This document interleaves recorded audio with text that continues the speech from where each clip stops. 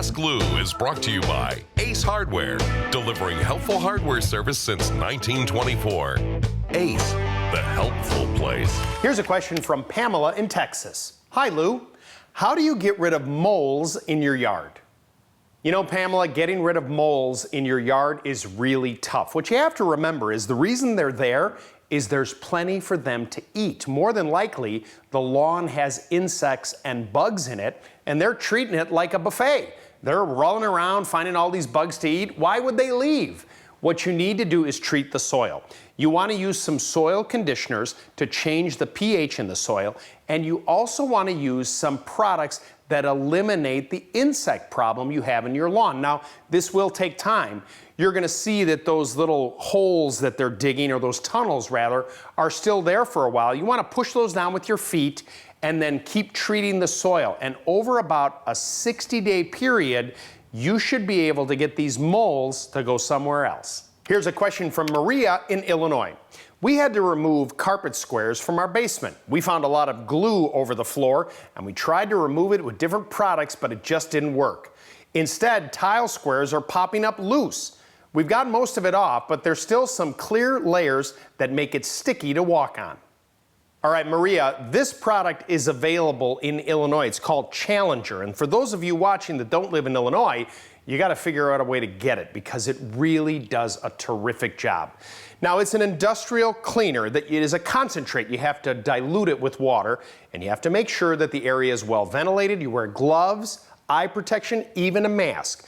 But if you take this product and cut it with a little bit of water and use a stiff scrubbing brush over those sticky areas, you'll be amazed at how clean it gets. And it has 1,000 uses. I use it all the time and absolutely love it. Here's a Facebook question from Kim. Hi, Lou. Lately, I've been running out of hot water in my shower.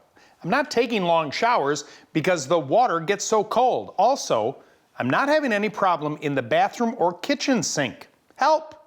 All right, Kim, I need you to do a little investigation for me. I want you to turn on the sink and put the hot water on and let it run for 10 minutes. And then come back and tell me if the water's still hot. If the water is still hot after 10 minutes, then the problem may be actually in your shower valve. The idea behind it is it's a pressure valve, and something may be amiss inside there that's actually cooling off the water after you take a shower for a certain amount of time. Now, if you turn that valve on and in 10 minutes the water's cold already, then you have a problem with something called a dip tube. This is a tube that goes into your water tank that brings the cold water to the bottom.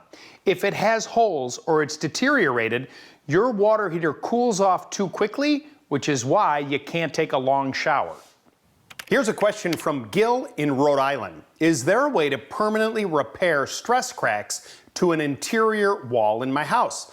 Now, I've filled it in with plaster, but it seems it only lasts for a while and then it opens up again.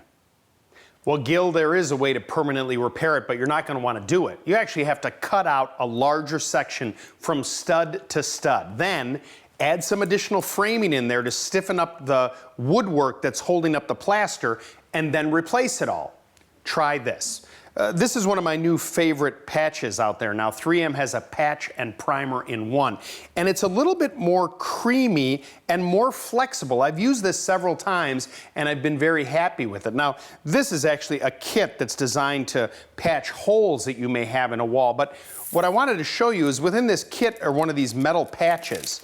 These are great for patching holes, but you could buy additional ones of these at the hardware store, cut it with a pair of scissors, and use this to bridge the gap. It's a little more sturdy. Then you put the patch and primer over the top of this, lightly sand it. You don't have to prime it, paint it, and it should hold up just fine.